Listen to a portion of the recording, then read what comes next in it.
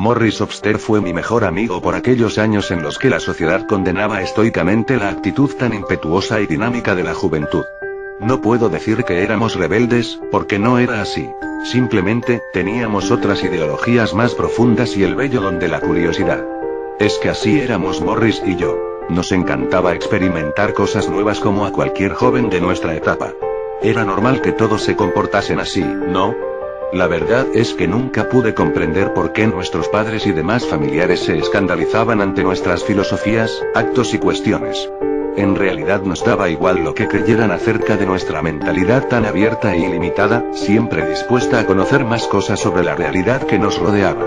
Y es que mi amigo y yo éramos de aquellos que gustaban de buscar nuevas expectativas y definiciones de la existencia que llevábamos, leyendo por aquí, tomando fotos por acá, y luego compartiéndolas entre los dos. Sacábamos conclusiones desde nuestro punto de vista y más tarde buscábamos información sobre los resultados a los que habíamos llegado. Definitivamente, no me puedo quejar de mi juventud, pues disfruté tanto como jamás lo he hecho. Si existía una palabra para definir la ideología de Obster, esa era extraordinaria. Ni yo poseía tal habilidad para concebir las costumbres cotidianas como un mero escudo ante lo desconocido, ante aquello que el ser humano siempre temió.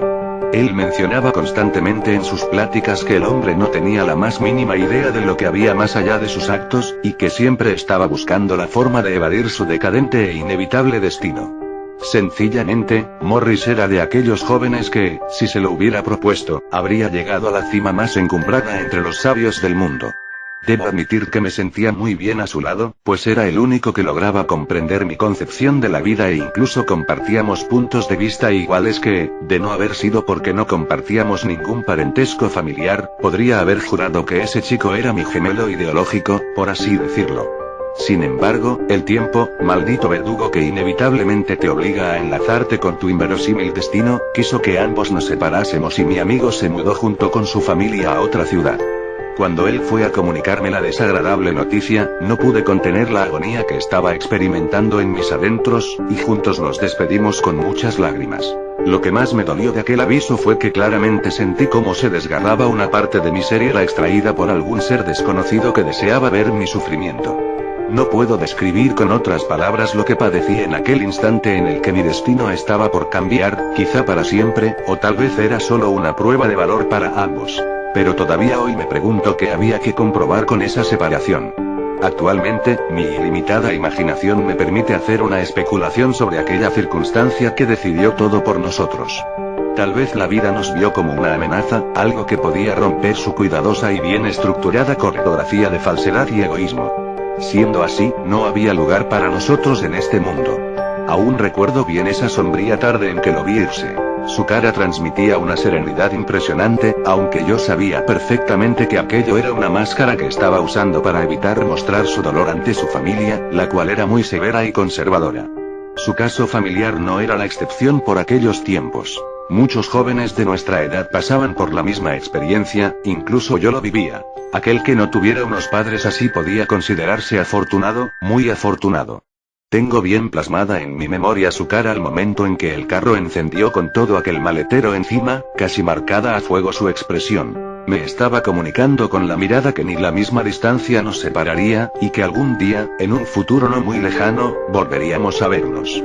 Yo entendí su silencioso lenguaje, y con el mismo idioma le dije que así sería, y que tarde o temprano, estaríamos juntos de nuevo para descubrir más cosas. Las cosas continuaron su marcha normal, desde el punto de vista de la sociedad que me rodeaba, claro. Pero desde que Obster se fue, supe que mi vida, a pesar de su creciente monotonía, ya no sería la misma. Me resultaba imposible el concordar con los adultos, quienes aseguraban que las amistades de juventud eran fácilmente olvidadas, y los jóvenes de mi ciudad me daban los ánimos que necesitaba para afrontar a esa terrible ideología a la que llamaban madurez adulta. Qué grande fue mi alegría cuando recibí una carta de Morris. Recuerdo que mi padre acababa de llegar de su trabajo, y siempre tenía por costumbre revisar el buzón antes de llegar a casa. Escuché sus pasos subiendo las escaleras y supuse que pasaría de largo por mi cuarto sin saludarme, como siempre lo hacía. Me sorprendió sobremanera que tocara la puerta de mi habitación, pero después comprendí que solo lo había hecho porque entre las cartas que llegaron, había una para mí. Tengo que admitir que me extrañó demasiado que me enviaran algo, pero así era, mi padre me entregó el sobre y salió de mi cuarto. Me quedé observando la carta por un tiempo. Quien me la había escrito era Morris. Imaginen mi emoción cuando la comencé a abrir y descubrí, con total alegría, la pequeña pero fina letra de mi mejor amigo. Sin más tiempo que perder, comencé a leerla. Mi muy apreciable e incomparable amigo Randolph Gordon. No puedo concebir la emoción de este momento en el cual estoy redactando estas líneas. Me siento feliz de poder escribirte por primera vez luego de que fuese forzado por mi familia a abandonar el lugar donde pasé los mejores momentos de mi vida, con el amigo que jamás podré olvidar. Te parecerá increíble, pero desde que estoy acá, no logro adaptarme a mi nueva forma de vida. La ciudad en la que vivo ahora es mucho más caótica que la tuya, los jóvenes se apegan ciegamente a las enseñanzas de los adultos y, por desgracia, no ejercen su libre albedrío como debería ser. Si los adultos de mi anterior pueblo eran severos y conservadores, estos van más allá de esas erróneas y estúpidas ideologías. No puedes imaginarte la felicidad de mis padres al saber que sus vecinos tienen un hijo bien educado que nunca pone en duda la autoridad de sus mayores y que es obediente. Solo puedo pensar en la debilidad de pensamiento que posee ese pobre muchacho, y no lo culpo, la verdad no puedo hacerlo porque el ambiente en que ha crecido lo moldeó así y así se quedará para su eterna desgracia. Por otro lado, mi familia a cada momento menciona que cuánto hubieran dado porque yo creciera desde un principio en esta maldita ciudad, y están diciéndomelo a cada momento del día. En la escuela soy visto como el rebelde sin causa y he tenido choques de personalidad con todos los profesores, incluso con la directora. Me han llamado varias veces la atención por defender mis justos derechos y cada vez que me pongo en contra de los pensamientos tan cerrados de mis maestros, mis padres son citados para conversar con ellos, y los exhortan a que me pongan en mi lugar o alguien más lo hará un día. Ellos, como siempre lo has sabido y es costumbre del lugar donde estás, dicen que se avergüenzan de mí. Que debería aprender a comportarme como el hombre que soy y que definitivamente tendrán que enseñarme a levitar.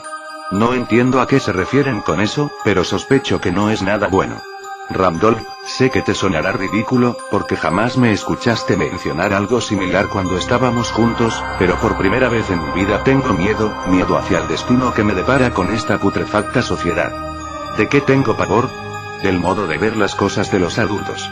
Son tan ambiguos que se puede esperar cualquier cosa de ellos.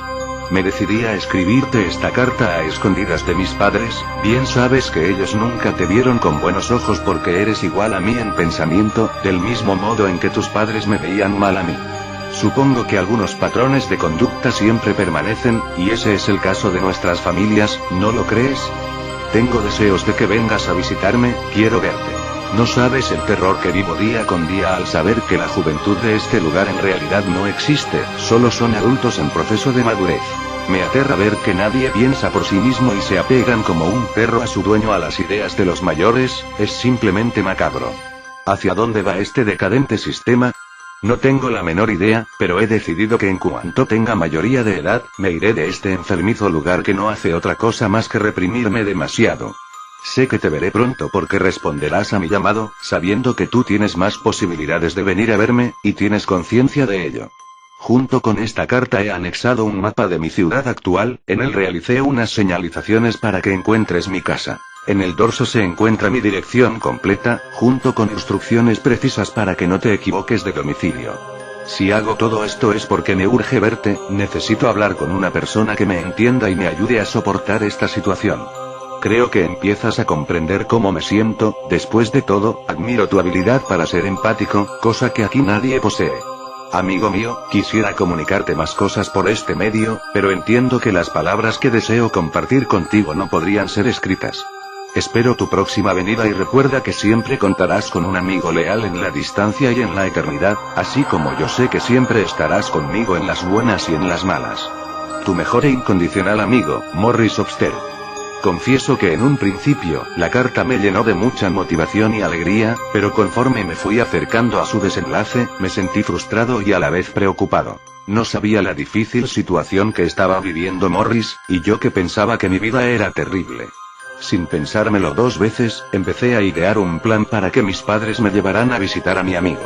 Les diría que en la carta que me envió me comunicaba que estaba enfermo y que el médico le había recomendado absoluto reposo, por lo cual me escribió y me solicitaba que le llevase algunos libros para su entretenimiento mientras permanecía en cama. Con aquella estrategia en mente, me dirigí al cuarto de mis padres y les dije sobre la supuesta enfermedad que tenía mi amigo, les rogué que fuéramos a verlo y, sorpresivamente, ellos accedieron sin que les insistiera demasiado. Me comentaron que primero tendrían que pedir permiso en el trabajo de mi padre y en mi escuela para ausentarnos, asunto que resolverían al día siguiente. Yo estaba que no cabía en mí de la emoción. Iría a ver a Morris después de tanto tiempo. Al tercer día nos encontrábamos empacando algunas maletas para quedarnos unos días con la familia Obster, pues mis padres consideraban que resultaría interesante relacionarse más con los progenitores de mi amigo. Salimos rumbo a la ciudad donde Morris se había mudado junto con su familia, y con ayuda del mapa que me envió, logramos dar con la casa sin equivocarnos de dirección. Mi corazón saltaba de la indescriptible felicidad que sentía al saber que de nuevo vería a mi gran amigo de toda la vida. Me bajé del auto casi al mismo tiempo que mi padre se estacionaba, corrí hacia la puerta de entrada mientras gritaba el nombre de Morris. La puerta se abrió mientras la señora Obster me dedicaba una sonrisa que, hasta hoy, no dejo de considerar que poseía una pequeña sombra de felonía. Pregunté por mi amigo, y con el tono más dulce e hipócrita que había escuchado jamás, su madre me contestó que él estaba en su habitación levitando. No sé por qué, pero en ese momento sentí una terrible punzada en el pecho, sobre todo porque Morris me había mencionado que esa palabra acrecentaba su temor con respecto a sus padres y la forma en que ellos la concebían. Le pregunté a la señora Obster en dónde estaba el cuarto de mi amigo. Ella seguía manteniendo su falsa sonrisa mientras señalaba hacia las escaleras que conducían al segundo piso, al tiempo que mencionaba que Morris había estado sumamente inquieto por mi llegada, y que ahora se pondría feliz de verme. No había acabado de darme la información cuando corrí con mucha rapidez mientras ascendía hacia la segunda planta de la casa. Cuando llegué a la puerta que supuse que sería la de mi amigo, noté que estaba cerrada, así que toqué al mismo tiempo que le avisaba a Morris que ya había llegado. Solo escuché la voz del señor Obster contestándome que pasara, pues mi amigo estaba en esos momentos muy ocupado levitando. Otra vez escuché esa palabra que me retorcía las entrañas. Con mucha lentitud abrí la puerta, pues pensé que Morris estaba quizá reflexionando sobre algo muy sumido en sus pensamientos para que no me contestase, y además, ¿qué hacía su padre con él en su habitación? Mis pensamientos fueron cortados de tajo mientras observaba, boquiabierto, algo que jamás creí que vería en la vida real. Ahí, en medio del cuarto, estaba mi amigo literalmente levitando, tal y como lo habían mencionado sus padres. No lo podía creer, no lo quería creer. Empecé a entrar en un estado de shock mientras seguía mirando a mi amigo, en su rostro se dibujaba esa misma expresión que me había dedicado el día que se fue de mi ciudad. Serenidad, una tranquilidad infinita y esa particular sonrisa suya que me dedicaba cuando decía que todo iba a salir bien. Continué viéndolo, realmente levitaba, pues sus pies no tocaban en el suelo. Era increíble, pero cierto. Recuerdo que escuché decir a su padre que ahora Morris, gracias a la levitación, aprendería a comportarse como un joven de buenos modales y que sería un gran ejemplo para mí de ahora en adelante. La cara del señor Obster expresaba alegría y orgullo. No podría estar más feliz de su hijo. Desperté en el Hospital General de la ciudad, rodeado de las preocupantes miradas de mis padres. Me dijeron que me había desmayado por la emoción de volver a ver a mi amigo, pero sabía que decían eso para tranquilizarme. Como solo había sido un desvanecimiento temporal, el médico me dio de alta enseguida. En la sala de espera estaban los padres de mi amigo, felices que mi desmayo no hubiese pasado a mayores. Pregunté una y otra vez por Morris y sus progenitores, y ellos, con una gran sonrisa de satisfacción, solo se limitaban a decirme que ahora él era un chico muy educado y obediente, y que debería estar orgulloso por ser amigo de un muchacho así. Yo simplemente no podía creerlo. Me puse histérico y les grité enfrente de todos los que se encontraban ahí y de mis padres que estaban completamente locos, que su retorcida ideología no conocía límites y que no había ningún motivo para estar feliz por haberlo obligado a convertirse en lo que ahora era. Las personas del hospital se quedaron mirando conmocionados a aquella escena, jamás habían visto a un joven alzarle la voz así a sus mayores. Mis padres estaban avergonzados por mi supuesto escándalo y me sacaron a rastras de aquel indiferente lugar. Nadie hizo nada para defender mis ideas, nadie, y sé que nadie jamás lo hará, no en esa maldita y putrefacta ciudad. Debido a mi indecente comportamiento, mis padres decidieron regresar a casa esa misma tarde, comunicándome que los padres de Morris no deseaban volver a verme, ya que me consideraban una mala influencia para su hijo. Yo solo quería despedirme de él por última vez, y decirle que lamentaba no haber llegado antes para salvarlo de su levitación, solo quería eso. Sentí un terrible dolor en mi pecho mientras nos alejábamos de aquella fatídica y repugnante ciudad. Mis padres, completamente decepcionados de mi forma de expresarme ante los Upster, me dijeron que también deberían aplicar conmigo esa técnica de la levitación, pues así aprendería a ser un chico correcto y bien portado. Recuerdo que en ese instante comencé a odiar enfermizamente a mis padres, tanto como aborrecía a los de mi mejor amigo. El tiempo, en su marcha incansable, hizo que ya no le diera motivos a mis padres para que cumplieran aquella terrible amenaza que tenía por objetivo despojarme de mis ideales. En cuanto cumplí la mayoría de edad, abandoné la casa porque no soportaba vivir con aquellos dos seres tan aborrecibles. Me mudé a un pequeño poblado, lejos de mi antiguo hogar. Puedo decir que ahora llevo una vida tranquila, pero no feliz. El recuerdo de la sorprendente levitación de mi amigo me persigue a todos lados. La última vez que lo vi, su cara me volvía a decir que algún día estaríamos juntos para siempre, y jamás lo dudé.